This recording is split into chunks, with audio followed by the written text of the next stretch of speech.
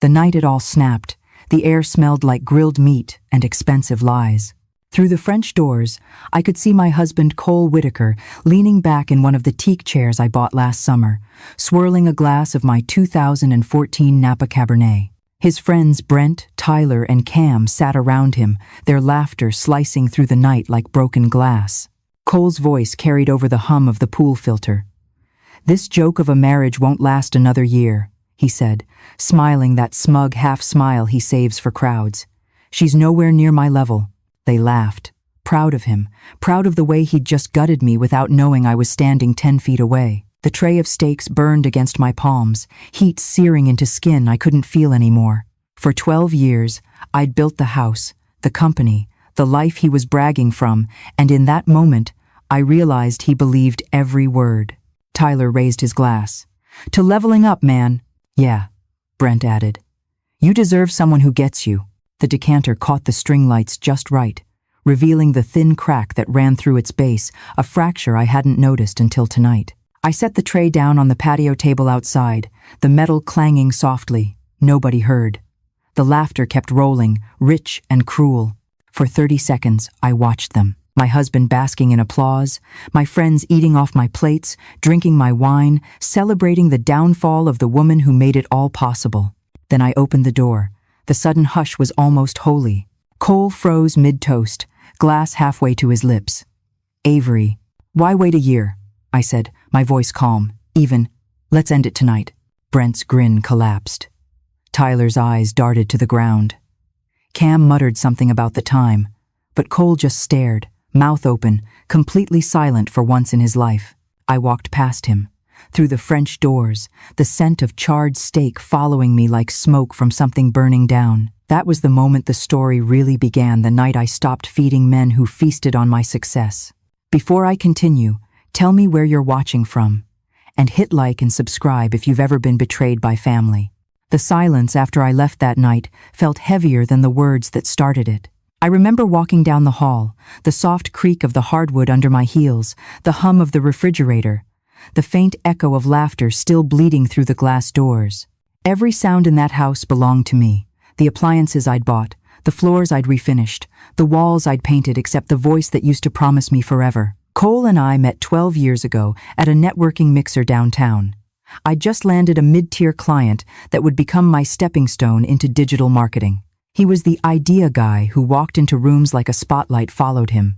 I remember his easy confidence, his designer sneakers, his talk about disrupting industries. I should have seen the warning right there. Men who love the word disrupt often only mean destroy. But back then, it sounded like ambition. He told me he'd just left a startup. Creative differences, he said, which I later learned meant fired for blowing the budget on branding. I laughed, told him I was rebuilding a small freelance operation into something real. His eyes lit up. "You and me, we could be unstoppable," he said. And for a few years, it almost looked true. We built Lane and Whitaker Digital from the guest bedroom of my apartment. I handled strategy, client acquisition, late-night emails. He handled networking, pitch decks, handshakes. It worked at first. He had charm. I had results. We landed 3 Fortune 500 accounts in 2 years, bought the house with the French doors, hired staff, and started hosting those polished Thursday dinners to maintain relationships. But something changed when success stopped being theoretical. When real money arrived, so did his insecurity. I noticed it the first time a client addressed me instead of him in a meeting. The smile he gave afterward was tight. That night, he told me, "You don't have to dominate every room." I laughed it off, but a thin crack opened somewhere inside us, like the one in that decanter I didn't notice until it was too late. The cracks multiplied. He'd forget to include my name on presentations. He started calling me our operations person instead of my partner. He'd tell the staff I was better with numbers while he handled vision. The staff believed it because I let them. I told myself it didn't matter as long as the work spoke for itself. But in our house, the hierarchy wasn't silent. It pulsed through every room.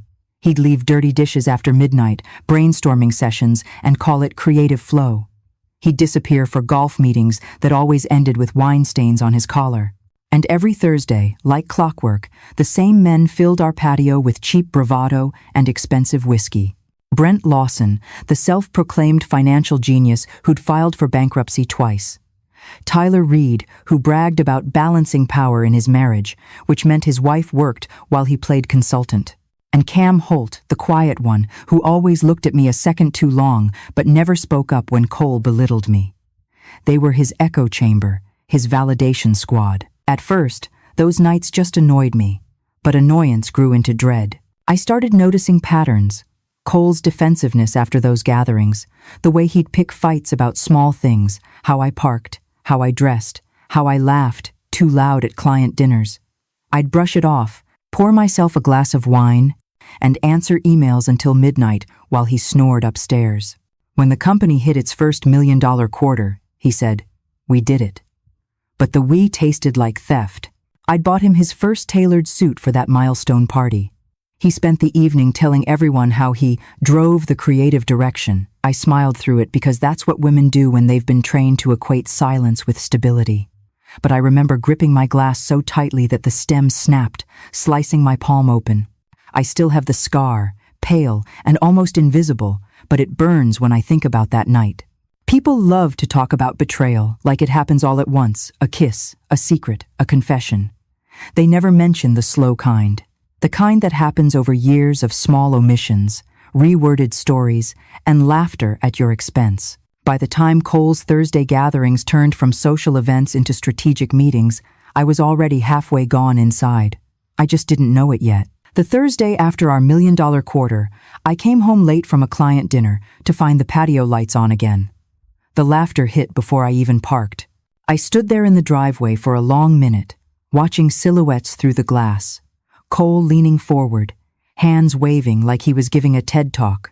Brent nodding like a disciple. My name left his mouth more than once, always followed by laughter. I couldn't hear the words, but I didn't need to. I'd already learned their rhythm, the setup, the punchline, the toast. That night, I didn't go in. I sat in my car until they left. The steering wheel felt rough under my palms. The house glowed warm and golden from the outside like a home you'd envy in a magazine spread, but it was hollow now. Cole came to bed past midnight, smelling of bourbon and smoke. "You should have come out," he mumbled. "They were asking about you." "Were they?" I said. He chuckled, already half asleep. "You know, babe, you get too emotional sometimes. It scares people." That line stuck. Too emotional.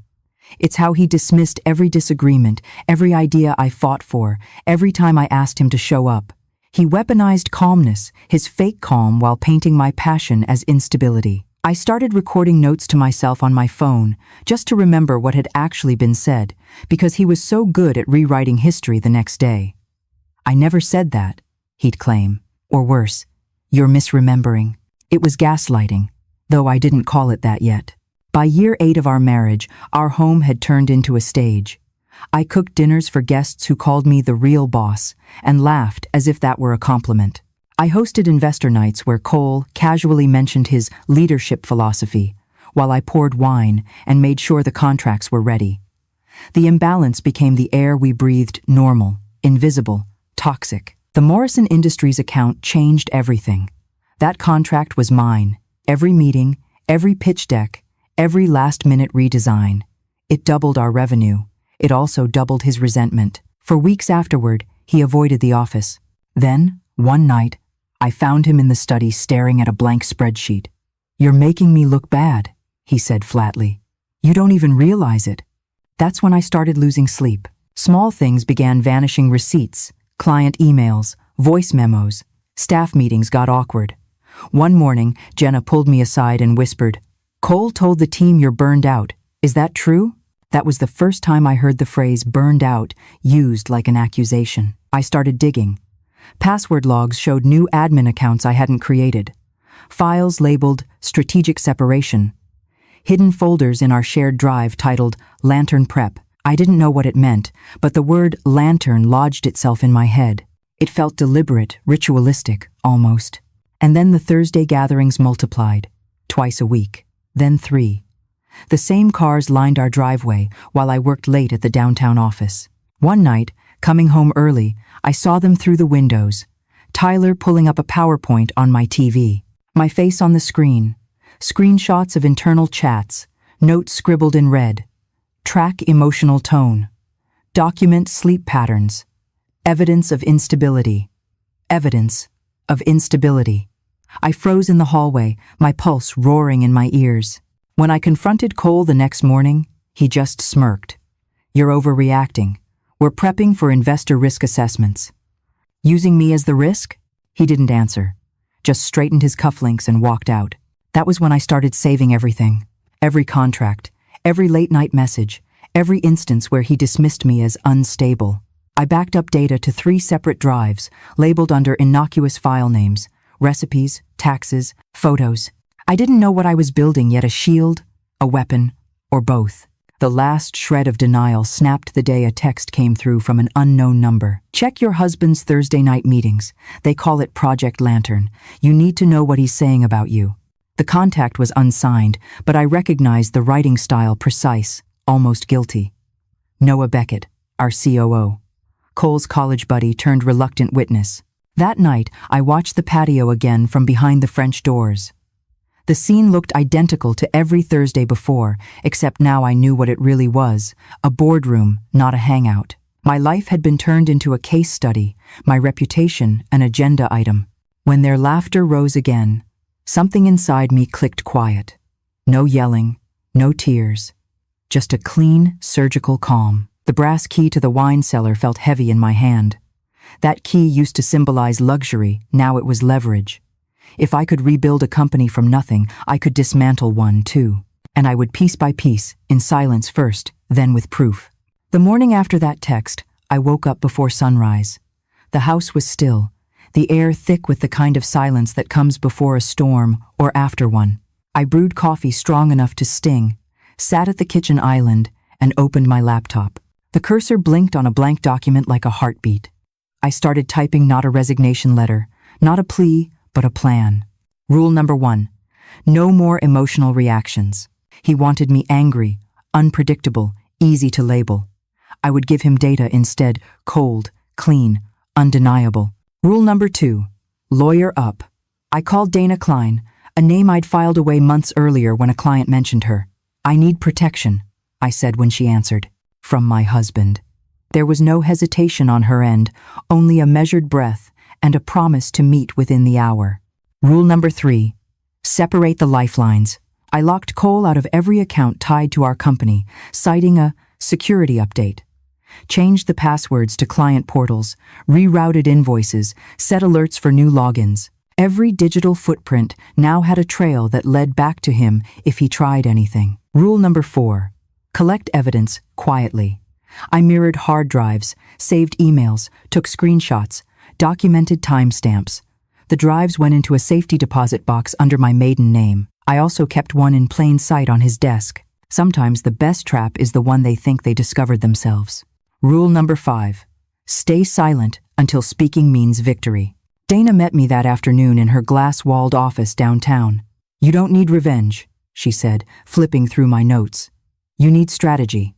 Her eyes were sharp, assessing. "And you already have one." By evening, I'd booked a suite at the Harbor Light Hotel, charged to a credit card he didn't know existed. I packed light, laptop, evidence drives, and the brass key.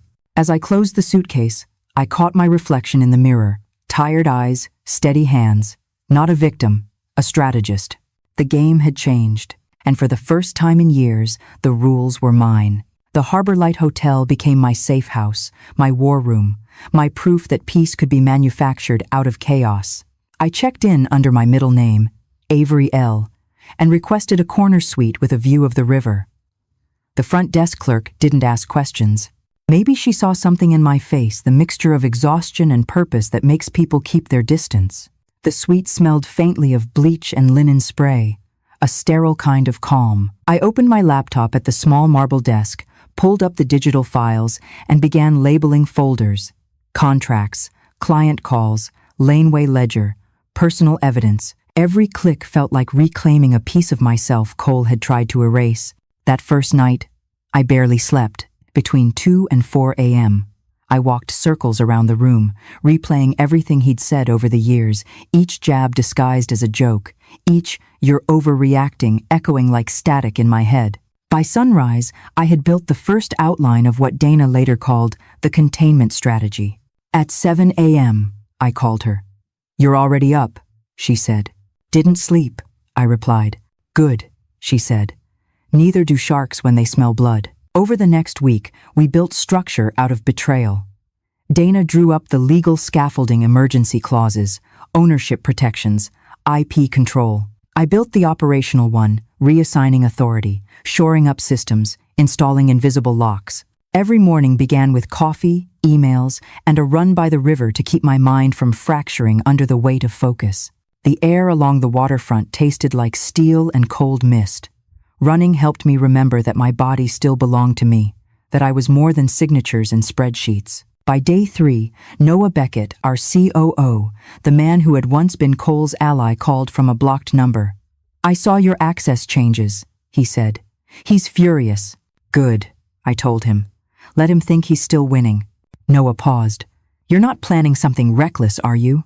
"I'm planning something exact," I said.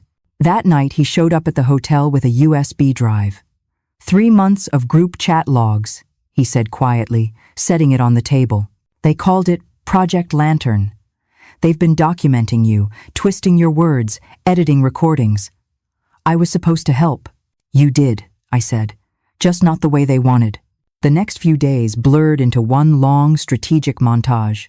Dana and I met daily at her office, a minimalist fortress of glass and polished concrete. We spoke in shorthand, legal terms that sounded like battle tactics: injunction, fiduciary breach, defamation risk. I learned to translate rage into procedure. At night, I built a mirror image of our company network on my laptop, a digital clone where every financial trail, every client file, and every employee review was stored safely. I named the backup folder Blueprint A. Meanwhile, Cole's control began to fray. Emails arrived late or duplicated. Clients called me privately to ask if something was wrong. "Your husband told us you're stepping back," one of them said. I smiled through the phone. "Really? I'll see you at the Morrison expansion meeting tomorrow." That meeting, the Morrison Industries renewal, was my first visible victory. I arrived early, hair tied back, navy suit pressed, smile calculated. Cole wasn't invited, but he showed up anyway, 30 seconds before start time, smelling of confidence and whiskey. "Surprised to see me?" he said, leaning in. "Not really," I said. "You've always had a habit of arriving just in time to claim credit." Michael Grant, the client's VP, entered before he could respond. The presentation began. I ran the deck smoothly, every slide a knife sharpened by sleepless nights. Cole tried to interject once, twice, but each time I deflected with data and charm. By the end, Morrison signed a multi-year extension directly under my name. That night in the hotel, I opened the balcony doors and let the city noise wash over me. For the first time in months, the silence didn't feel like suffocation. It felt earned. But rebuilding wasn't just paperwork and contracts. It was rediscovering how to exist outside of him. I rejoined the gym. I'd quit 2 years earlier because it's a waste of time when you could be networking. The first session left me dizzy and sore, but it also left me lighter. Each jab against the punching bag felt like exorcism. I called my mother, Ruth, for the first time in weeks. She didn't ask why my voice shook when I said hello. "You sound awake again," she told me. "That's enough." I also began meeting with Jenna Morales, our head developer. She'd been loyal through the tension, quietly watching the power struggle. We met at a coffee shop halfway between her apartment and my hotel. "Are you leaving the company?" she asked cautiously. "No," I said. "I'm taking it back." Her eyes widened. "You think we'll follow?" "I don't need you to follow," I said. "I need you to remember who actually built it." She smiled then, a slow, knowing curve of lips. "Then let's remind them." In the days that followed, I created a small circle of believers. Noah, Jenna, Kira Nguyen from design, Owen Price from account management. We started meeting after hours at a rented workspace downtown, whiteboards filled with ideas, timelines, and contingency plans.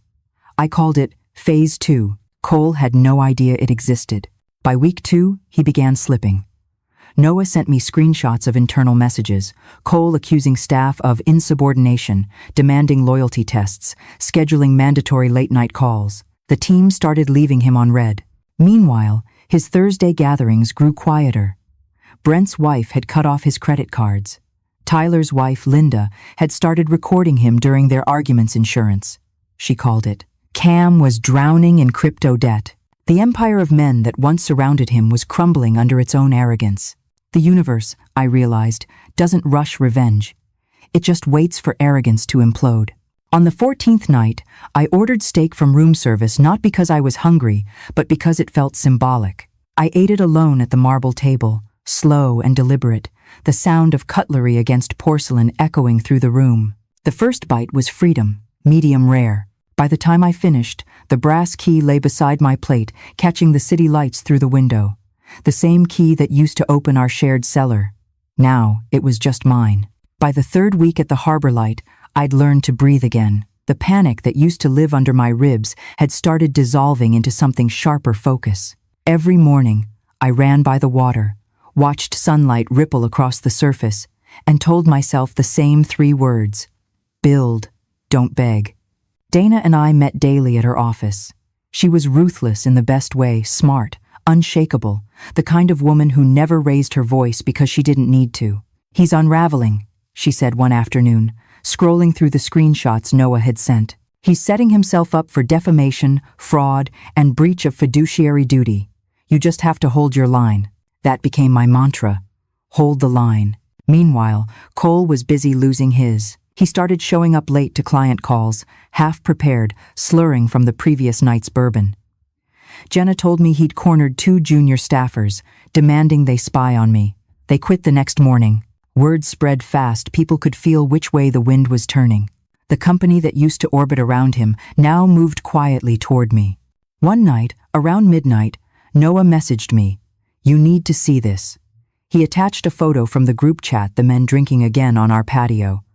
Only this time, there were just 2 of them left, Brent and Cam. The caption read, "Long live, Lantern. She'll never see it coming." Except I already had. I texted back, "Keep the receipts. They'll see them in court." The next morning, Dana filed the first motion, an emergency injunction freezing all corporate financial activity until ownership could be reviewed.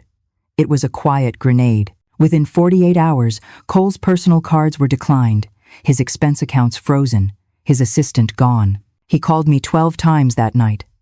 I didn't answer. Each voicemail shifted tone from anger to pleading to pure panic. "You don't know what you're doing," he said in one. "You're ruining us." No, I thought. I'm saving me. By the end of that week, our private workspace downtown had turned into a miniature headquarters. The walls were covered with printed chat logs, bank records, emails. Kira had drawn timelines in blue marker Cole's actions on one side, my responses on the other. The difference was precision, his chaos versus my calculation. Linda joined us one evening, her face pale but determined. "I brought something," she said, placing a USB on the table. Recordings, hours of them. Tyler used to brag after those Thursday meetings. I started recording because I knew it would matter someday. The room went still. When we played the first clip, Cole's voice filled the speakers, confident, cruel. "She thinks she's untouchable because she's smart. I'll prove she's unstable, watch. The board will hand me the company out of pity." My stomach turned. Then Linda hit play on another, Brent laughing, saying, "Make sure you cry on camera when it happens." Noah looked sick. "Jesus," he muttered. "Don't look away," I said quietly. "This is the monster we fed." We spent the rest of the night cataloging everything, date, time, speaker.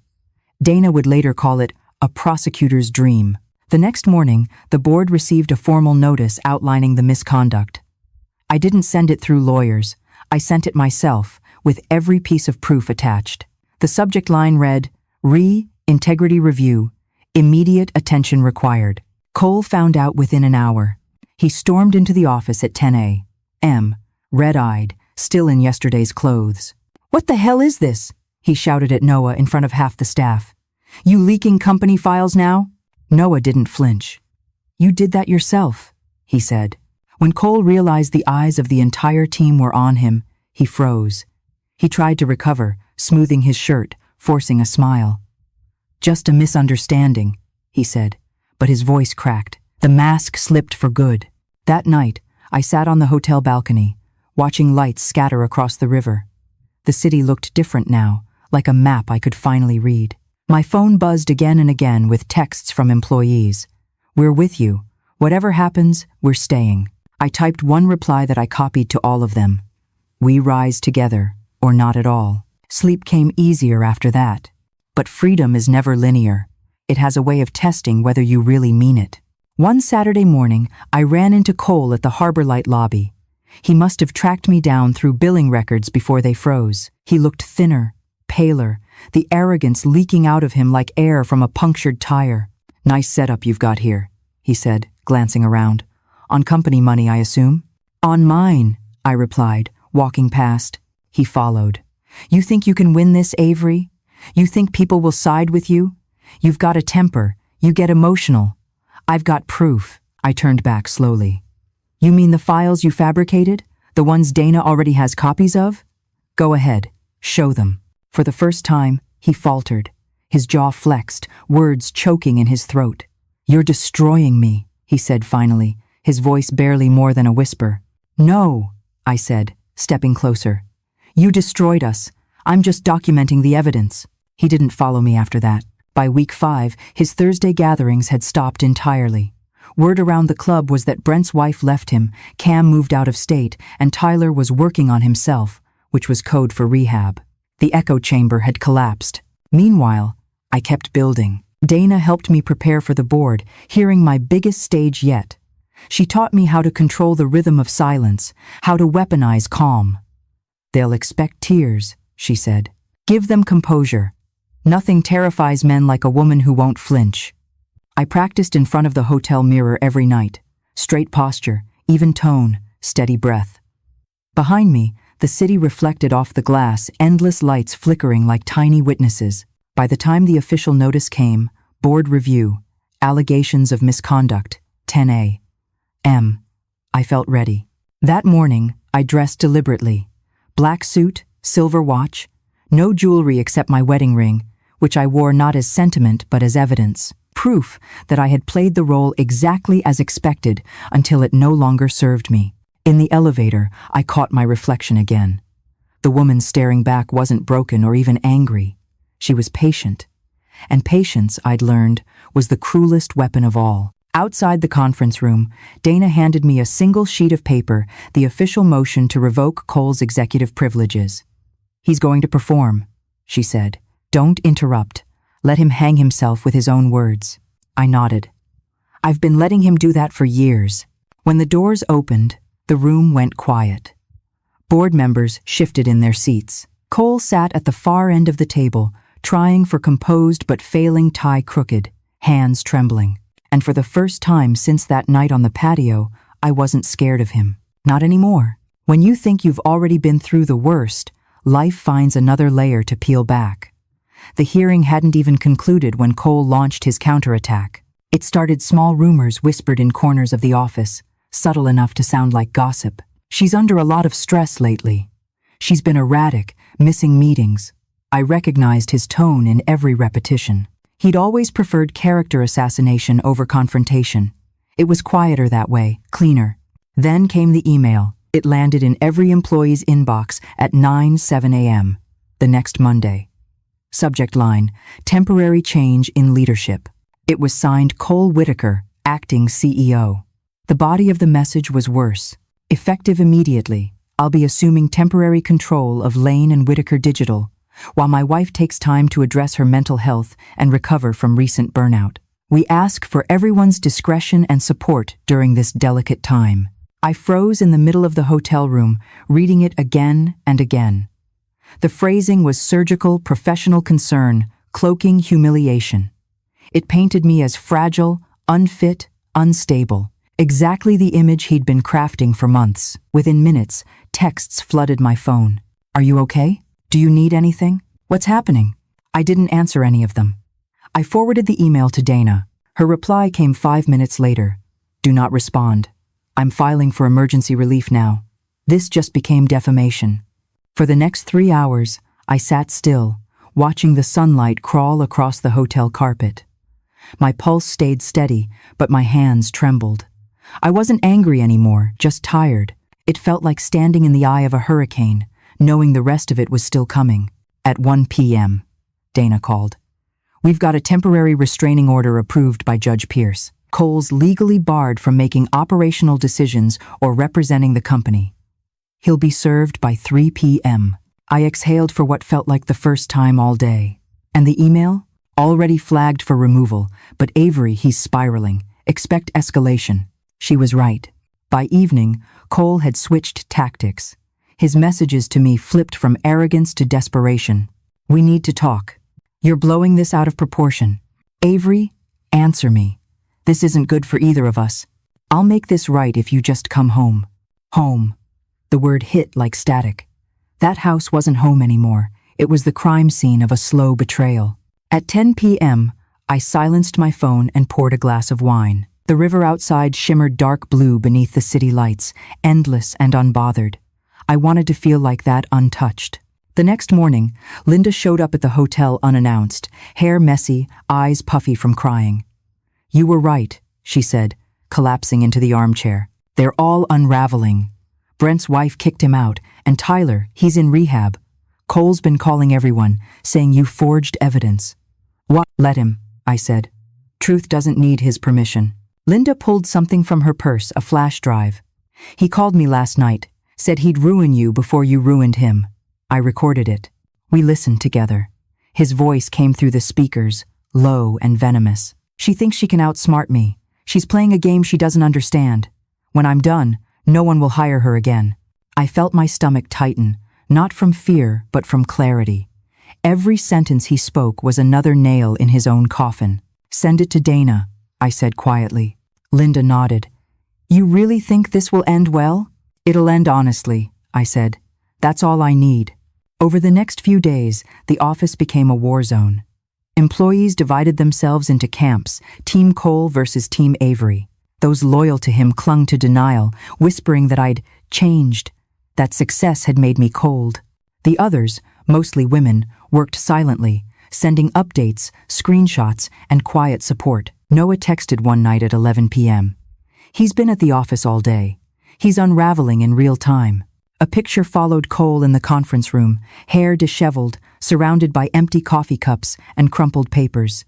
His posture screamed panic. The man who once curated his confidence now looked like a ghost haunting his own success.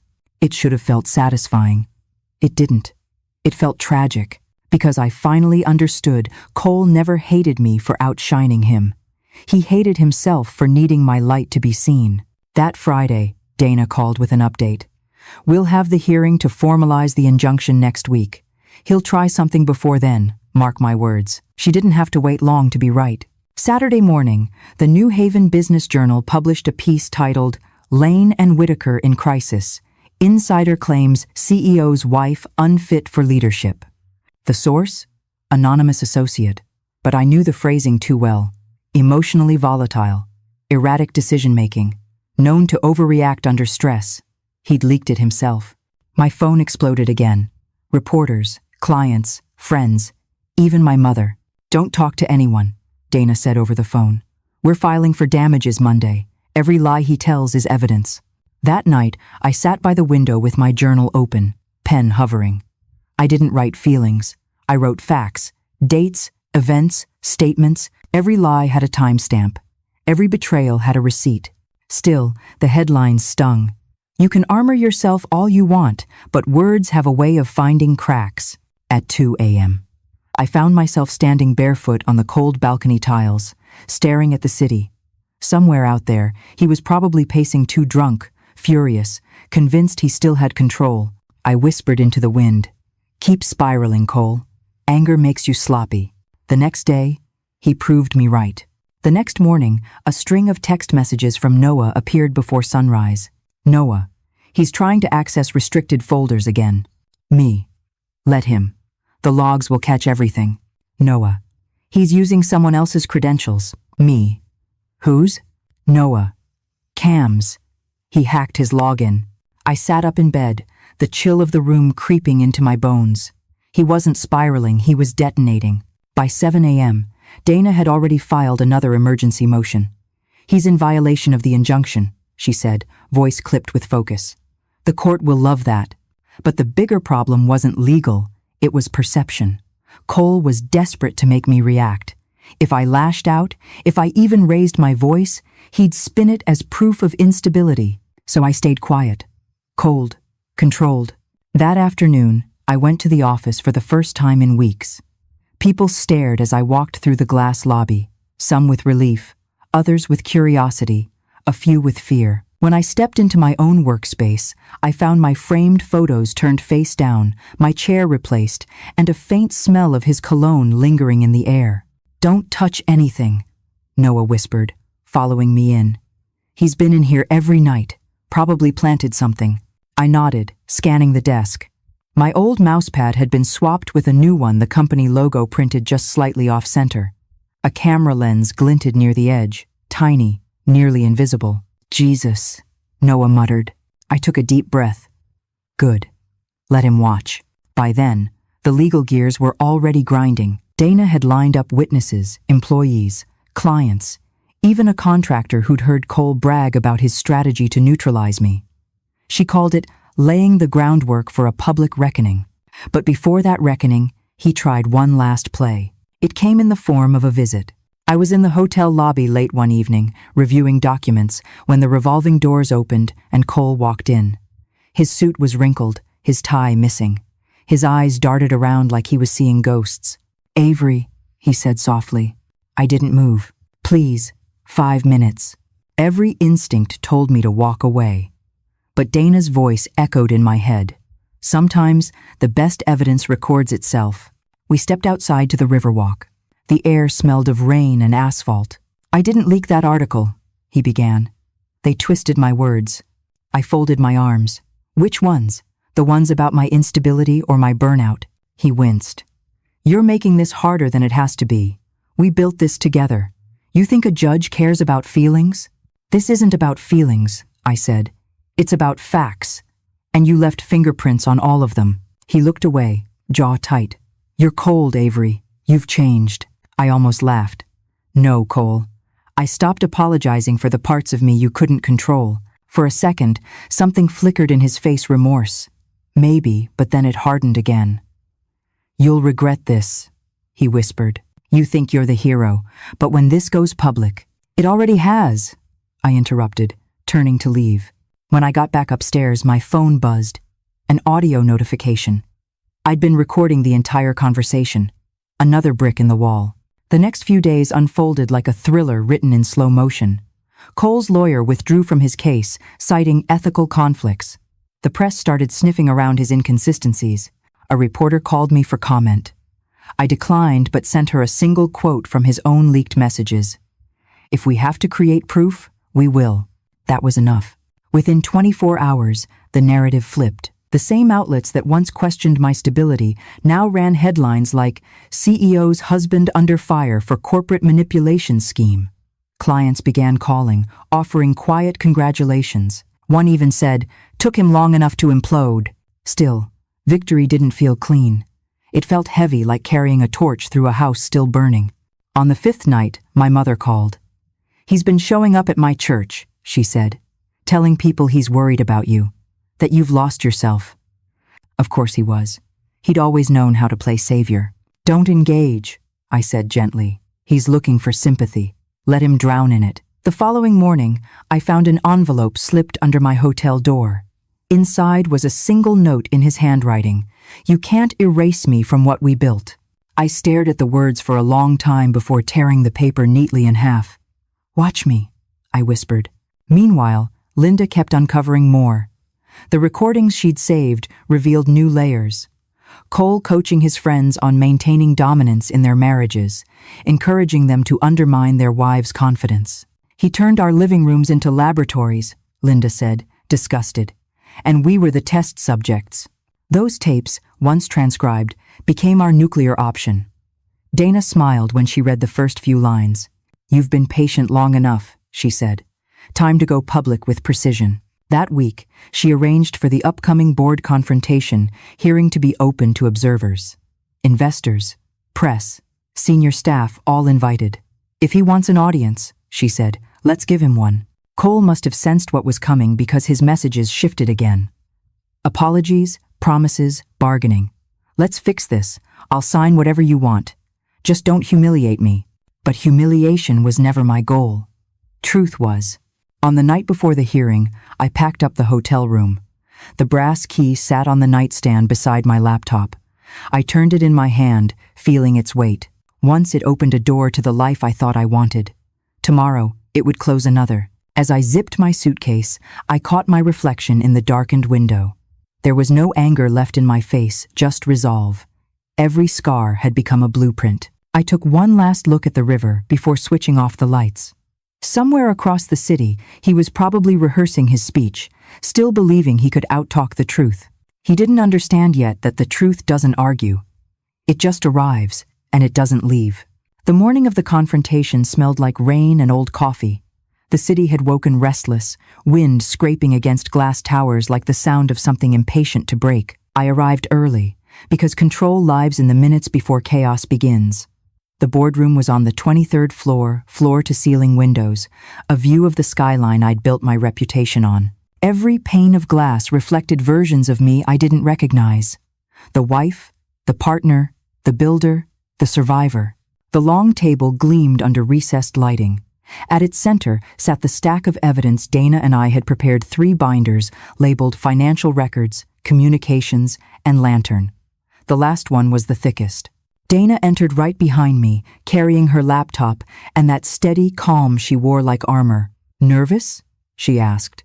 No, I said, straightening the cuffs of my blazer. Just done. It's blade to start the climb. She smiled slightly. Good. That's stronger. Outside the glass walls, employees moved like shadows, whispers of movement. No laughter, no noise. They all knew what today was, even the ones who pretended not to. At 9:42, Noah arrived, a folder tucked under his arm. He's here, he said quietly. Downstairs, talking to reporters. Of course he is, Dana murmured. He can't help performing. I felt the pulse of adrenaline, but it wasn't fear. It was something colder. Cleaner. I had prepared for this moment with surgical precision, every file, every statement, every breath accounted for. The door opened at exactly 10 AT. Cole stepped in like he still owned the air in the room. The Tom Ford suit he wore looked tighter around the shoulders, like it had been tailored for a man who'd lost too much weight too fast. His hair was still perfect, he'd never let that go, but his eyes carried sleeplessness behind the charm. He flashed a smile that landed like a threat. Morning, everyone. Silence answered. He glanced around at me, at Dana, at the board members who were already seated. There were 7 of them. Margaret Chan, our senior investor, Robert Kim, the analytics director, James Hawthorne, head of Morrison Industries, and 4 others who had once worshipped Cole's charisma. Let's not make this adversarial, he said, easing into a chair across from me. We're all adults here, a family really. Families don't file restraining orders, Dana replied without looking up from her notes. Cole's jaw flexed, but the smile stayed. Counselor, I'm sure we can find a civil resolution before this gets ugly. Dana looked up then, eyes sharp enough to cut glass. Mr. Whitaker, the moment you falsified documents, leaked defamation to the press, and violated a court injunction, ugly became your only option. He leaned back, pretending amusement. You're good at theater, I'll give you that. I learned from the best, she said dryly. The room shifted, the small rustle of discomfort, the quiet cough of someone realizing this wasn't going to be a tidy meeting. Margaret Chan cleared her throat. Let's begin, she said. Miss Lane, you may proceed. I stood.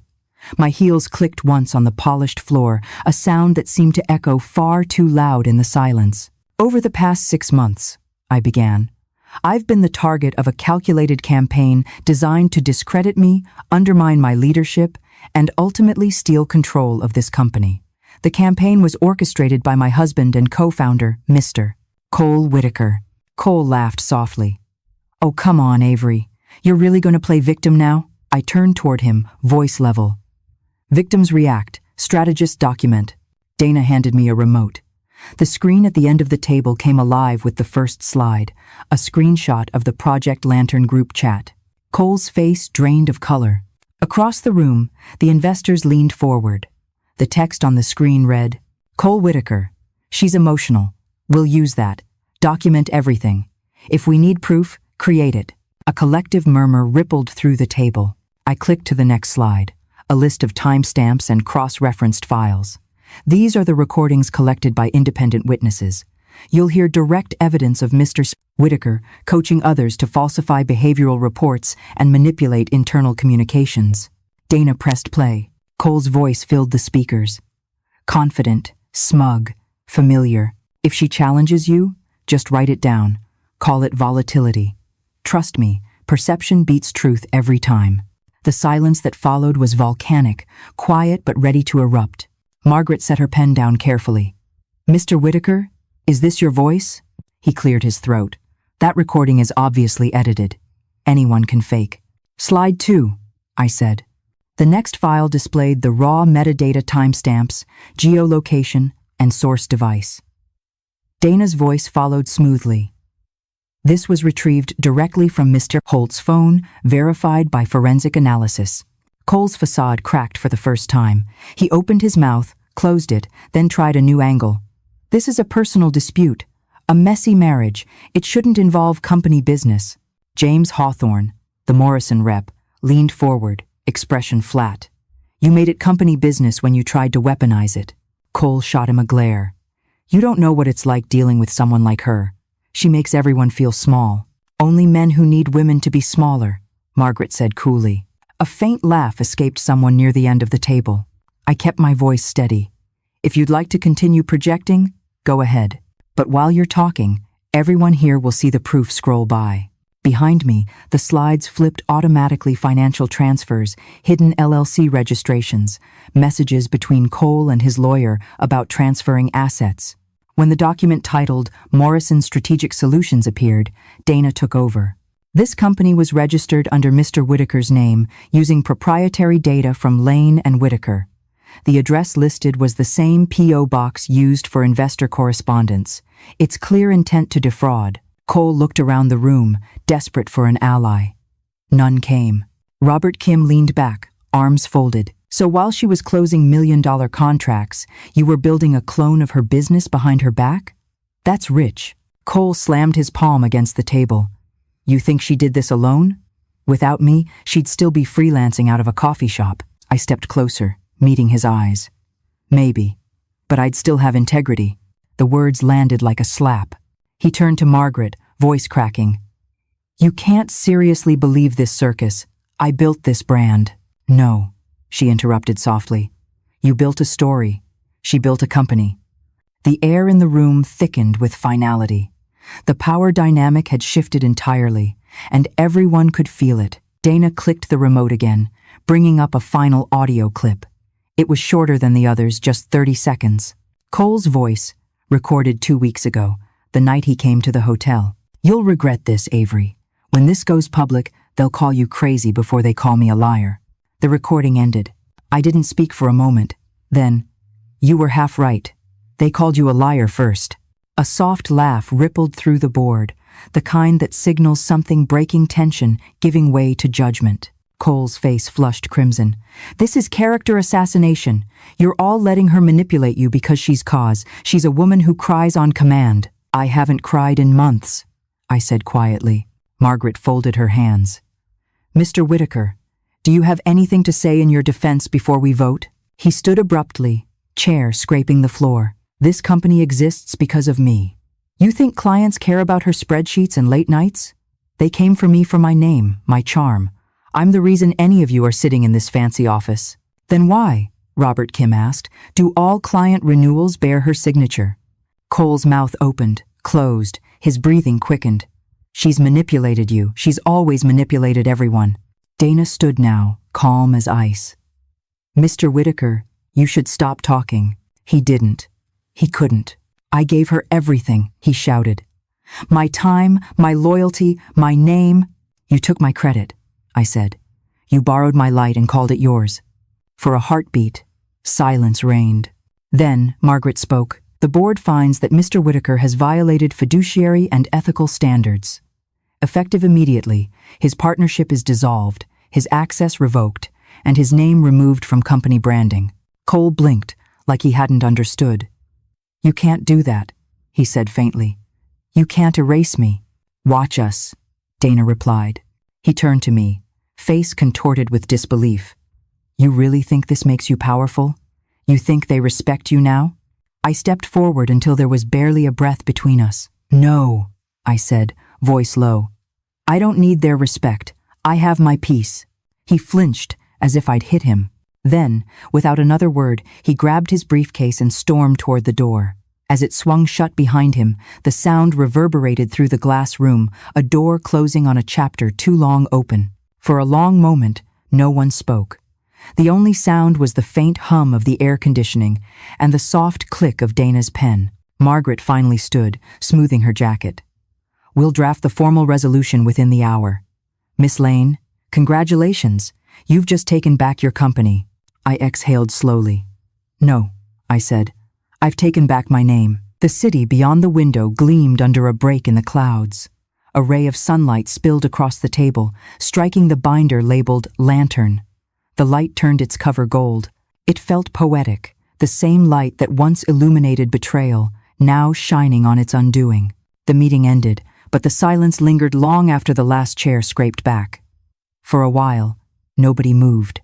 The rain outside softened to a mist, streaking the windows like brushstrokes of relief and exhaustion. When I finally sat down, my legs trembled not from fear, but from the sheer weight of stillness after months of motion.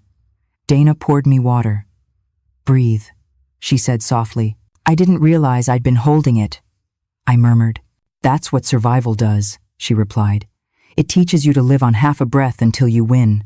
Across the table, Margaret and the other board members spoke quietly, drafting the official minutes. Their voices blurred into a gentle murmur, the kind that follows storms. The air smelled faintly of paper and coffee. Then the door opened again. Cole stood in the threshold, soaked from the rain. His tie was gone, his hair flattened to his forehead, eyes wild in a way that didn't belong to the man who'd once rehearsed charm in every mirror he passed. Security followed 2 steps behind, but he raised a hand. "It's okay," I said. "Let him speak. His nothing's that being for head." Dana's hand twitched toward my arm. "Avery, it's fine," I said, still calm. "I want to hear what losing sounds like." Cole's shoes squeaked on the tile as he stepped inside. "This isn't over," he said, voice ragged. "You think you've won, but you've just isolated yourself. You'll fall apart without me. You always do." His words might have once cut me. Not anymore. I stood, my chair sliding back quietly. "You keep saying that," I said, as if repeating it will make it true. He laughed bitterly. "You really believe they respect you now? These people," he gestured to the board, to Dana. "They're just waiting for you to crack. When you do, they'll feed on you the same way you fed on me." Margaret stood, expression unreadable. "Mr. Whitaker, this is not the time." He cut her off. "No, it's exactly the time. Because she wants to humiliate me in front of all of you." He turned to me, voice breaking into something between fury and pleading. "Tell me, Avery, was this all you wanted, to watch me crawl?" I looked at him for a long moment, then said, "No. I wanted to stop crawling myself." That landed harder than I expected. He blinked, the fight in his shoulders collapsing into something hollow. "You were supposed to be my partner." "I was," I said. "You just forgot what that meant." The room felt unbearably still. Even the rain seemed to pause. Then Dana spoke, quiet but firm. "Mr. Whitaker, you need to leave before this becomes contempt of court." He stared at me for a few seconds longer, something desperate flickering behind his eyes, and then turned sharply toward the door. But before he could leave, Noah entered, blocking the exit. He carried a slim black folder. "Cole," Noah said evenly, "you left something behind." Cole frowned. "What the hell is this?" "The last piece," Noah replied, handing it to Dana. She flipped it open and glanced through the documents, her brows lifting slightly. "Interesting," she murmured. She handed it to me. Inside were screenshots, recent ones, messages between Cole and a journalist at the New Haven Business Journal. "Cole, I'll trade you insider info on Lane and Whitaker for control of the narrative. Journalist, you're admitting this on record? Cole, who's going to stop me? My wife? She's unstable. I felt my pulse steady, not spike. There was no shock left in me, just confirmation. Dana exhaled slowly. Well, that's perjury and defamation wrapped into one neat bow. Cole's face drained. You, he turned toward Noah. You set me up? No, Noah said. You did that yourself. I just hit save. Security stepped forward then, but Cole didn't resist. He stood there, breathing hard, hands shaking. You'll regret this, he said again, though the words sounded smaller now, like echoes from a tunnel that no longer connected to anything real. I tilted my head. Maybe, but regret doesn't scare me anymore. He hesitated, as if searching for something else to say, but the words wouldn't come. Finally, he left. The sound of the door closing this time wasn't violent. It was final. When he was gone, the room exhaled. Margaret looked at me. You handled that better than most men I've fired, she said dryly. Dana smirked. That's because she didn't just fire him. She dismantled him. I almost smiled. Almost. But when everyone finally dispersed, board members heading for elevators, Dana talking to reporters, Noah tidying the files, I stayed behind, alone in the boardroom. The rain had stopped. Sunlight broke through in weak, silvery threads, washing over the city below. I walked to the window. From up here, the streets looked small, the cars like toys. Somewhere down there, Cole was probably pacing the curb, wondering how the narrative slipped from his hands. In that quiet, I realized something profound. The climax wasn't the confrontation. It was the silence that followed the moment I didn't feel the need to explain myself anymore. The door opened softly. Noah stepped back in. You okay? I think so, I said. He hesitated. He'll spin this again, try to paint himself the victim. Let him, I said. I'm done living for audience reactions. Noah smiled faintly. You know, you could rebuild this place into something bigger, without his name dragging behind it. I will, I said. But first, I'm renaming it. What to? The Lane Collective. Because no empire should belong to one man's ego. He nodded. That's good. Sounds honest. After he left, I stood in front of the long table once more. The binder labeled Lantern still sat there, its golden reflection from earlier now fading as clouds moved across the sun. I opened it one last time, flipping through the pages of my own endurance emails, texts, memos, each one a scar that had turned into proof. Halfway through, I stopped at a photo clipped inside a candid shot from years ago. Cole and me at our first office party, arms around each other, smiling at something out of frame. I remembered that night. Cheap champagne, rented suits, promises whispered under the hum of fluorescent lights. For a moment, I felt something twist in my chest, not love, but the memory of believing in it. Then I closed the binder gently and walked away. In the hallway, reporters were already gathering. Cameras, flashes, murmurs. Dana intercepted me halfway. You don't have to say anything, she said. We'll release the statement. I know, I said, and then paused. But I think I will. When I stepped before the microphones, the chatter quieted. The lights felt too bright, but I didn't flinch. My name is Avery Lane, I began, voice steady. For years, I believed that silence was grace, that enduring disrespect quietly somehow made you noble. It doesn't. It only teaches people how to hurt you more efficiently. I saw the pens move faster. I won't comment on personal matters. The evidence speaks for itself. What I will say is this. Power built on deception collapses. Always. It might take time, but truth doesn't rush. It just waits. I paused, letting the silence do the work. Then, softer. To anyone who's ever been dismissed, underestimated, or rewritten out of their own story, take it back. Word by word if you have to. Someone in the back whispered, "Damn," and it rippled through the room. I nodded once, stepped down, and walked past the cameras. Outside, the air was fresh, almost sweet, the scent that comes after rain when the world feels rinsed. Across the street, a small crowd had gathered. Some clapped, some just watched, eyes full of recognition. Strangers, but not really. We all knew what it meant to reclaim yourself. As I reached the curb, I saw Cole again, standing by a black sedan, talking to no one. His expression was blank, eyes hollow, his once polished aura stripped bare. When our gazes met, he didn't sneer, didn't smirk, just looked tired. For a second, I thought he might say something, but he didn't.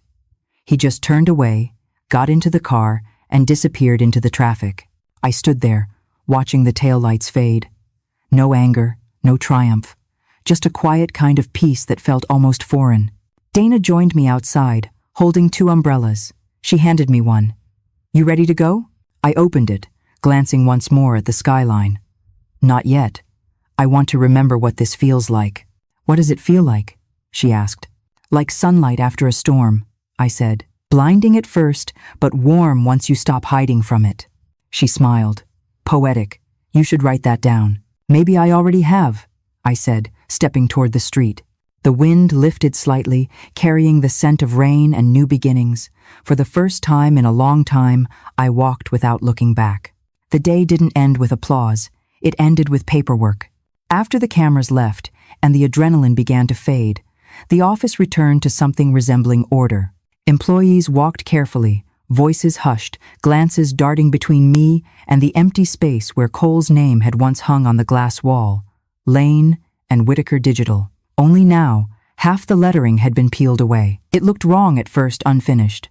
But maybe that's what healing looked like too.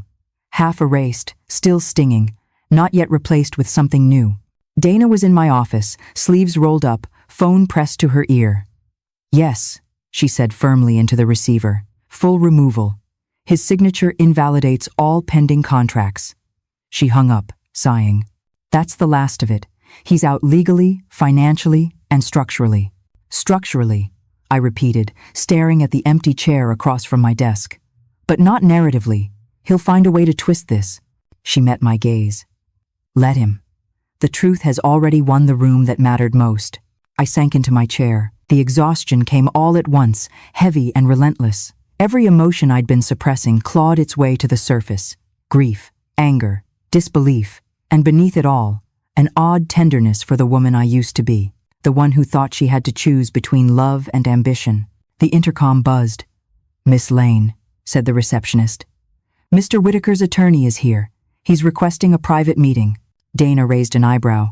"Bold move." "Let him in," I said. A few minutes later, the man appeared, Thomas Reddick, polished and perfumed, the kind of lawyer who spoke in rehearsed sympathy. "Miss Lane," he said smoothly. "First, congratulations. Quite the performance this morning." "Not a performance," I said. "A reckoning." He smiled thinly.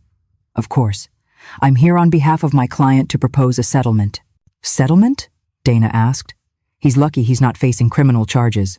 "Exactly," Reddick said, adjusting his cufflinks, "which is why he's willing to sign a non-disclosure agreement and relinquish remaining shares in exchange for discretion.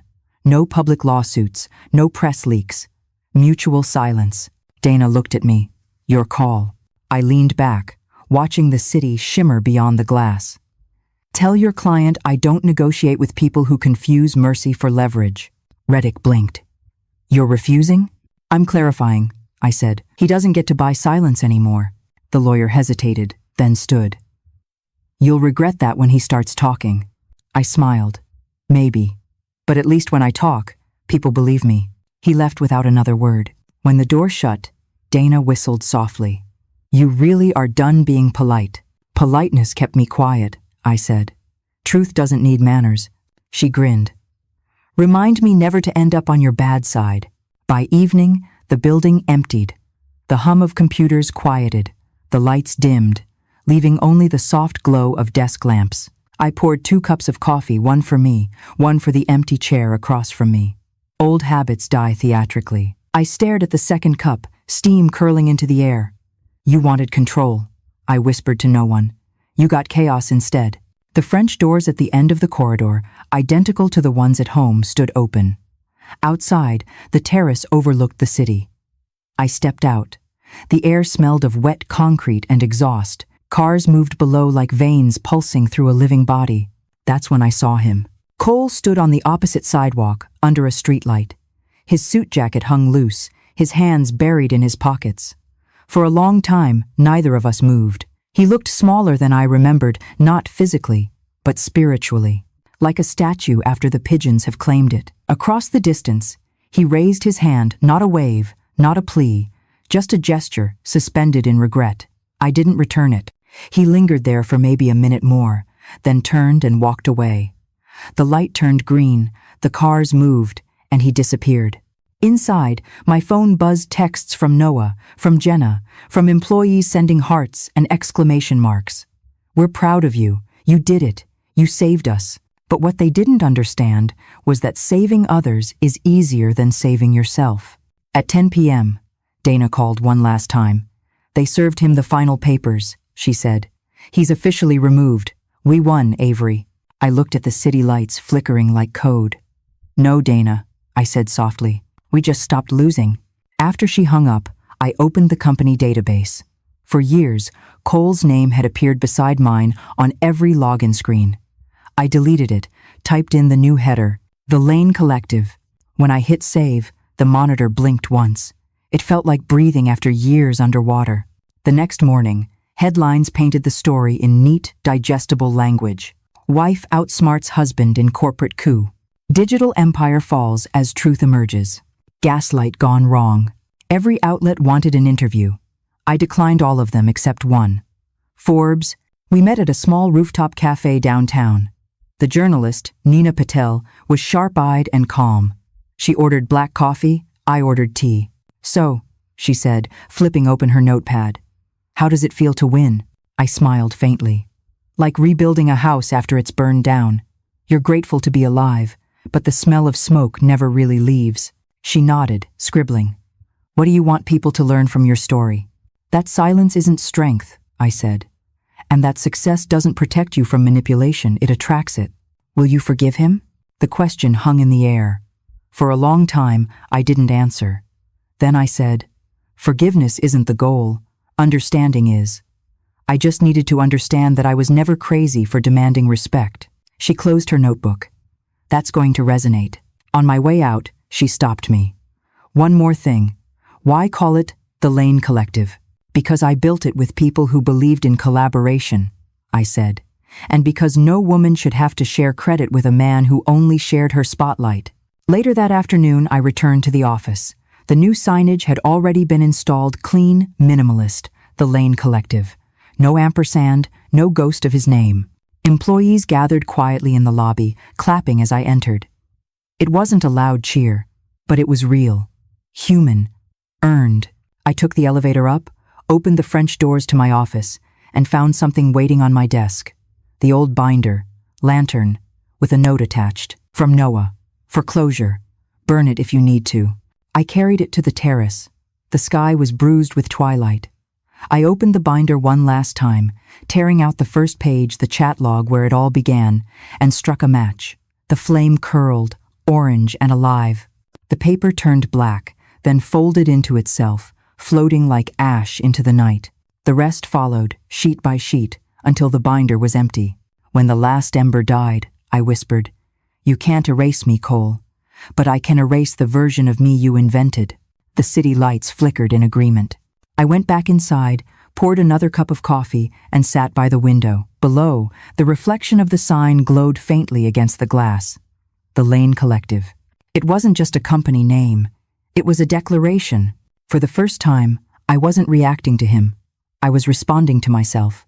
And that, I realized, was what real victory looked like, not the collapse of someone else, but the quiet restoration of your own center. The next day, I received a message from an unknown number. It was short. "You were right about me. See." I stared at it for a while, then deleted it without replying. When I stepped outside that evening, the city air smelled like rain again. The wind tugged gently at my coat. Across the street, a woman in a red scarf was laughing into her phone, her face lit up by a shop window. I didn't know her, but I smiled anyway. Because in her reflection, for a split second, I saw myself years younger, hopeful, unbroken. And I realized I wasn't trying to get her back anymore. I'd become her again, only wiser. As I walked home, the brass key jingled softly in my pocket. Not the key to the old cellar, but to something else, a new office, a new start, a life that was finally mine. When I reached the corner cafe, I ordered a steak dinner and a glass of Cabernet, the same meal I'd carried that night when everything shattered. Only this time, I sat alone, savoring it. Each bite tasted like closure. Outside, rain began to fall lightly against the window. I raised my glass to the reflection and whispered, "To beginnings that don't apologize for ending." Then I took a sip, feeling the warmth spread through my chest. The world outside blurred in streaks of silver, and for the first time in years, I didn't feel like I was watching my life through glass. I was living it. 3 days after the confrontation, the truth took on a life of its own. It started small, a leak on a private forum for marketing executives, then a tweet from a journalist who'd covered our early success. Turns out the visionary wasn't so visionary after all. By the weekend, every major business site had picked up the story. Screenshots of the Project Lantern files, Cole's recorded messages, even internal memos, all verified and public. Dana had warned me this might happen. "The internet eats its heroes alive," she said. "It'll feast on him for a while, then move on." She was right. But this wasn't about feasting. This was exposure, the kind that sterilizes infection. By Monday, Cole's professional world had imploded. His speaking engagements were canceled, investors withdrew, and the startup he'd tried to launch his imitation of my company was blacklisted before it even opened its doors. Clients who once applauded his charm now scrubbed his name from their portfolios. He became a pariah overnight. The irony was brutal. The man who wanted fame so badly finally got it, just not the kind you can monetize. Meanwhile, the Lane Collective was reborn. The staff, once hesitant, now worked with a focus I'd never seen before. It wasn't just loyalty, it was vindication. Sarah, my lead designer, came to me one afternoon with tears in her eyes. "It's the first time I felt proud to say where I work," she said. "We launched a new campaign that week, not about revenge, not about redemption, but about resilience." The tagline read, "Truth Scales." It became our most successful campaign in company history. Still, even with victory humming around me, there were nights I woke up, expecting the phone to ring, expecting his voice, his accusations, his chaos. Trauma, I learned, doesn't vanish when justice arrives. It lingers in muscle memory, waiting for old patterns to reappear. One evening, as I was reviewing quarterly reports, my phone buzzed. The name flashing across the screen made my stomach tighten. Linda Holt. I hadn't spoken to her since the fallout. I answered. "Linda?" Her voice was shaky. "Avery, I'm sorry for calling so late, but you need to see something." Within minutes, she sent over a file, a cloud drive full of videos. "I recorded everything," she said, "back when Cole was training the others. The manipulation, the scripts, the way he taught them to undermine their wives. I didn't know what to do with it then, but maybe now it can help someone." I opened the first video. Cole's voice filled my office again, confident, smug, dripping with entitlement. "You can't let women control the narrative," he said, pacing in front of a whiteboard. "Frame them as emotional, unstable. If you control perception, you control the story. Always." I felt my stomach turn. It wasn't just about me. He'd been teaching this, spreading it. Another clip showed Brent laughing, asking, "What if she catches on?" Cole smirked. "Then you tell her she's overreacting. Works every time." I couldn't watch anymore. I closed the file, heart pounding. "Linda," I said softly into the phone, "you realize what this means?" She hesitated. "That I married one of his disciples." "No," I said. "It means we can stop the pattern." The next morning, Dana and I met with an investigative journalist from The Atlantic. A woman named Tara Nguyen, sharp and relentless.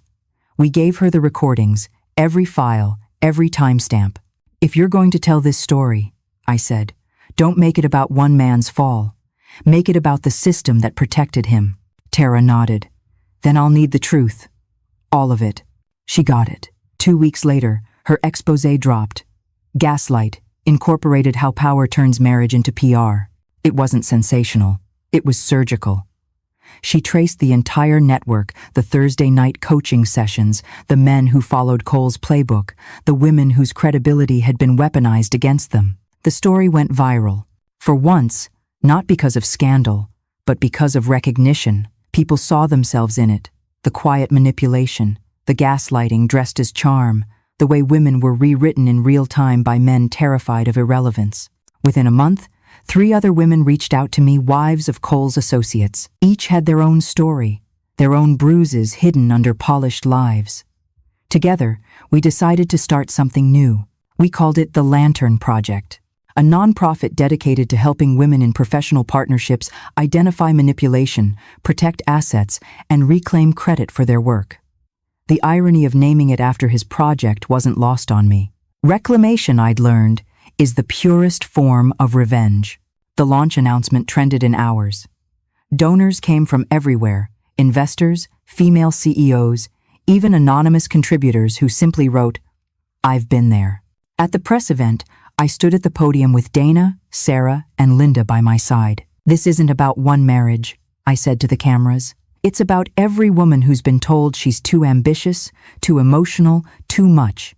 It's about rewriting what partnership means in business and in love." When the applause faded, Dana leaned over and whispered, "You just turned your pain into infrastructure." Maybe she was right. But that night, alone in my apartment, I sat by the window, overlooking the city lights, and thought about how strange justice can be. It doesn't come clean. It comes layered triumph wrapped around grief, clarity tangled with exhaustion. Still, the truth was no longer something I had to defend. It stood on its own now, steady and undeniable. And for the first time in years, I slept without checking my phone. 2 weeks after the Lantern Project launched, everything changed again. It started with an email from Tara, the journalist. "You might want to see this before it airs," she wrote, attaching a preview clip from an upcoming documentary special. The frame froze on a familiar figure, Cole, sitting in what looked like a dim apartment, unshaven, eyes hollow, hands clasped like a man begging the world to understand. The interviewer's voice asked, "Do you regret what happened?" Cole exhaled. "Of course, but regret doesn't undo being pushed out of your own company. Everyone wanted a villain. I fit the costume." I paused the video there, not because I couldn't handle it, but because I'd already predicted it. He was turning the aftermath into performance again. This was his addiction, control through narrative. Dana called within minutes. "Don't respond," she said before I even spoke. "He's baiting you." "I know," I said. "But the difference is now, I don't bite." The special aired on a Friday night. I didn't watch it live, but the next morning, my phone buzzed with messages. Most were from people who'd seen through him instantly. Others were from women strangers who thanked me for not engaging. One read, "You taught me that silence when chosen is power." That hit me harder than I expected, because that was the lesson I'd learned too late.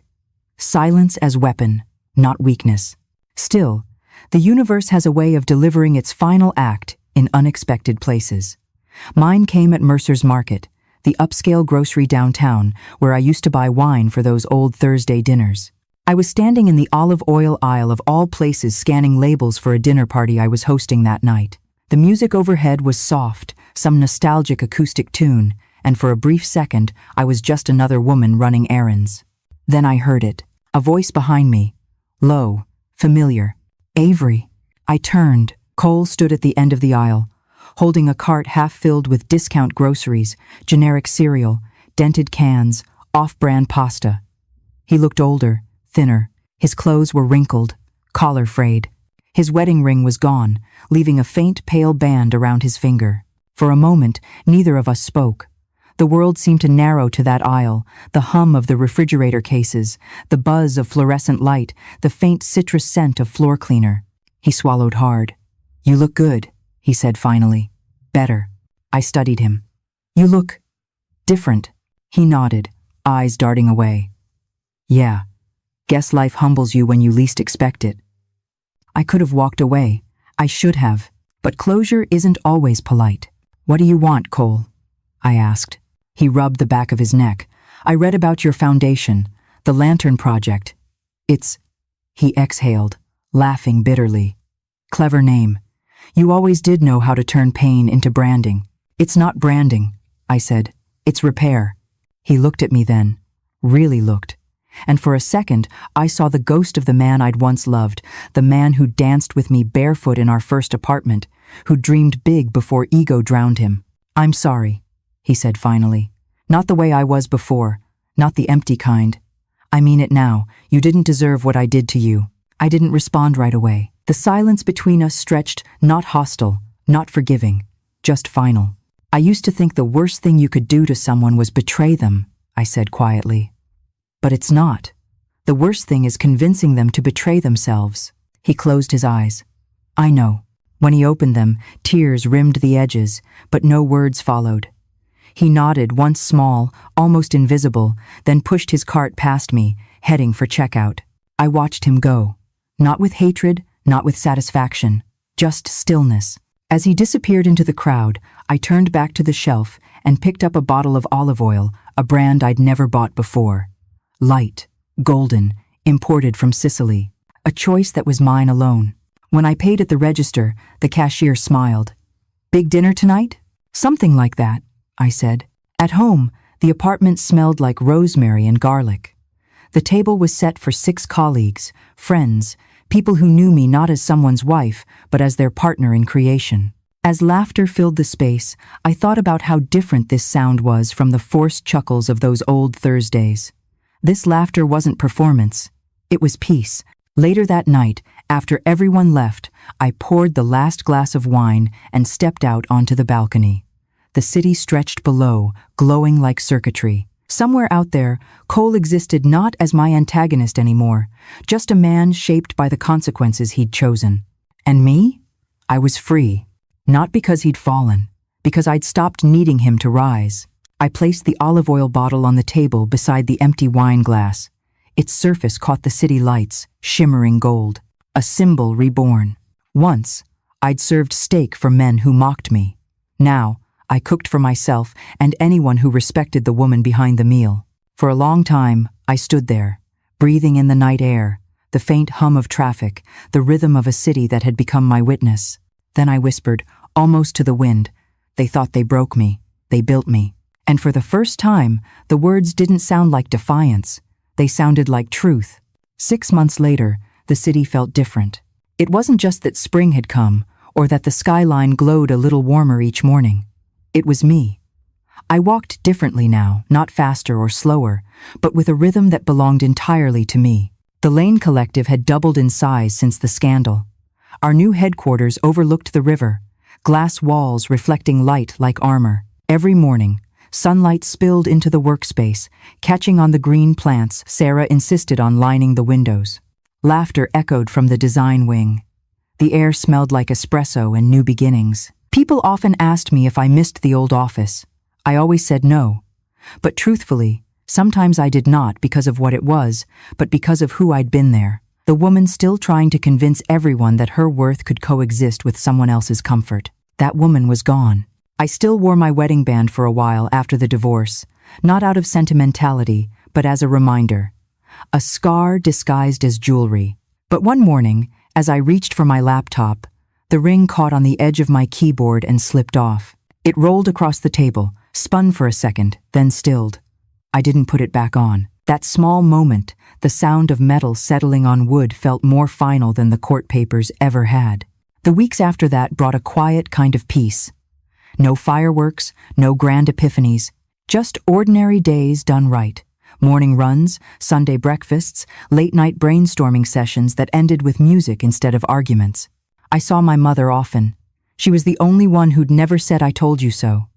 Instead, she'd bring over food, soup, bread, sometimes flowers, and sit in silence until I spoke first. One evening, as we watched the sunset from my balcony, she said, "You know what I love most about you now?" "What?" I asked, smiling. "You don't rush to fill silences anymore. You let them belong to you." I hadn't realized it until she said it, but it was true. Silence used to terrify me.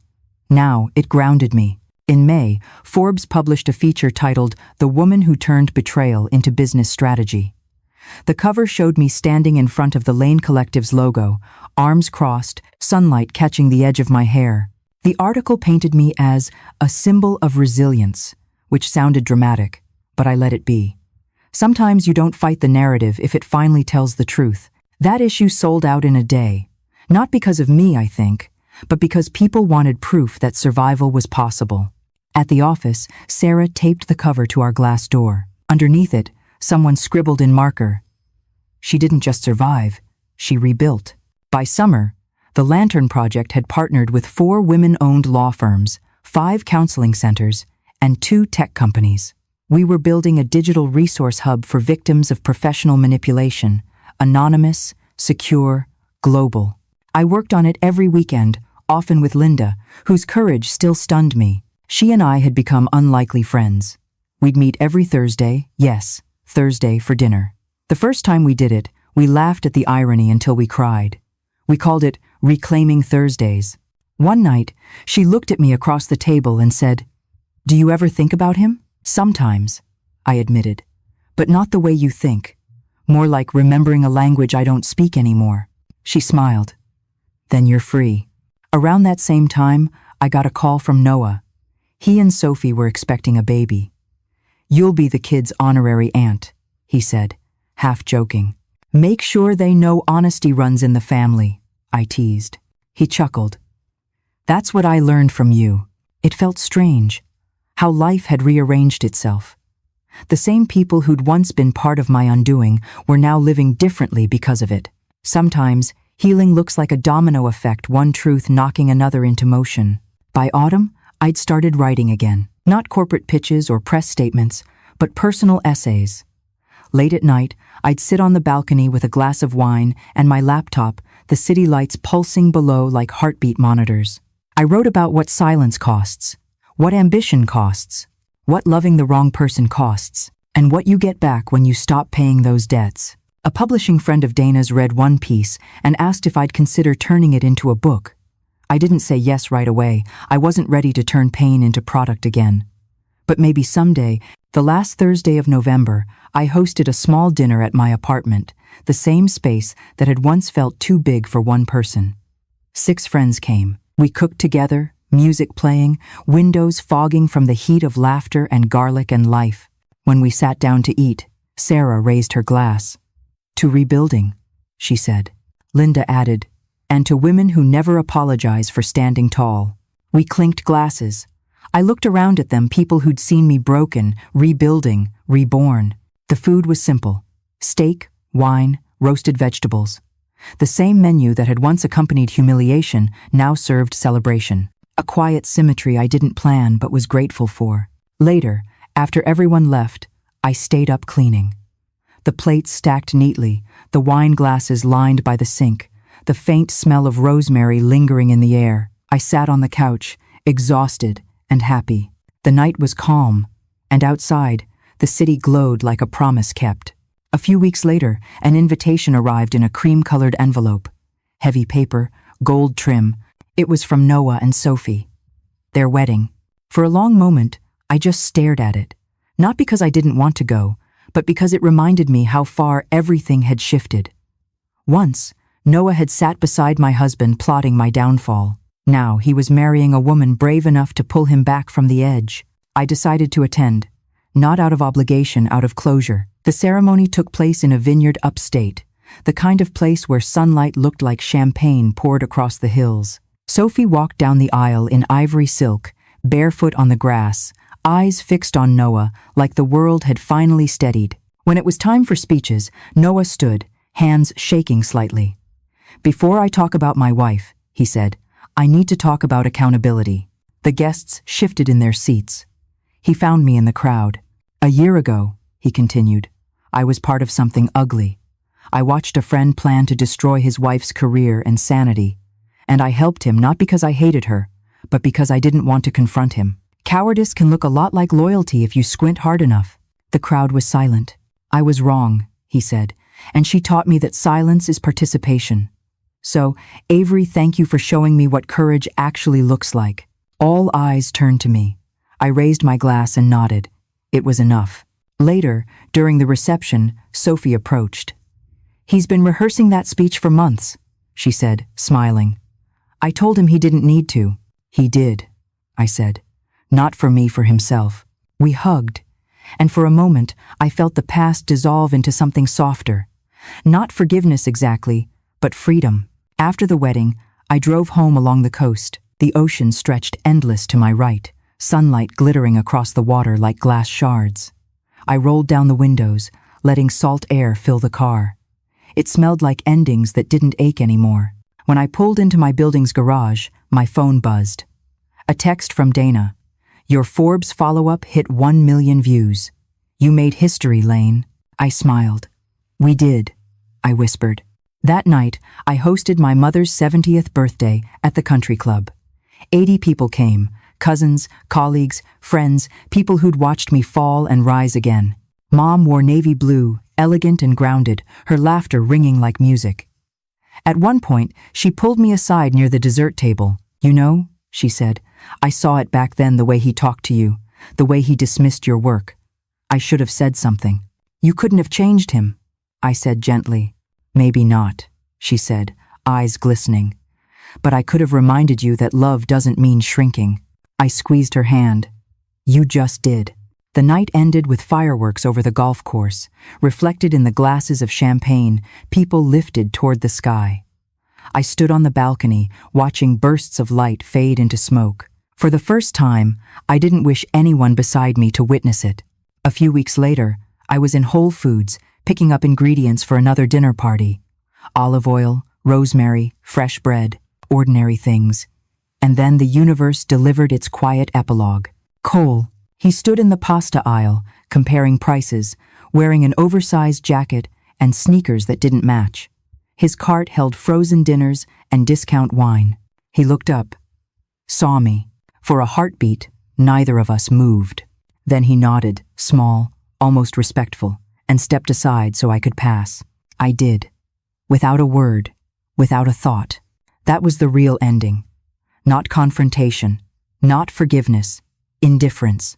I paid for my groceries, carried the bag to my car, and laughed softly when I realized what was inside another bottle of that Sicilian olive oil. The same one I'd bought months ago. Some symbols choose you twice just to make sure you understand. Back home, I cooked in silence, the apartment filled with the smell of garlic and rosemary again. I ate slowly, savoring each bite, each moment. When I finished, I stood by the window with a glass of wine, watching the city hum beneath me. Somewhere out there, people were still talking about the story, the betrayal, the company, the scandal. But none of that mattered anymore. The noise faded, and what remained was mine, my work, my voice, my peace. I lifted the glass, catching my reflection in the window, a woman no longer trying to prove her worth to anyone. They thought they broke me, I whispered. They built me. The words settled in the air like a final note of a song that had played too long. Outside, dawn began to creep over the skyline. Light spilled through the glass, the same glass that once reflected my humiliation, now painting the room gold. A symbol reborn, again. The silence that followed wasn't empty. It was full of space, of breath, of possibility. If you've ever been underestimated, dismissed, or told to shrink, remember this. You don't owe anyone your silence. You owe yourself your story, and when you tell it loud enough that even the people who doubted you have to listen.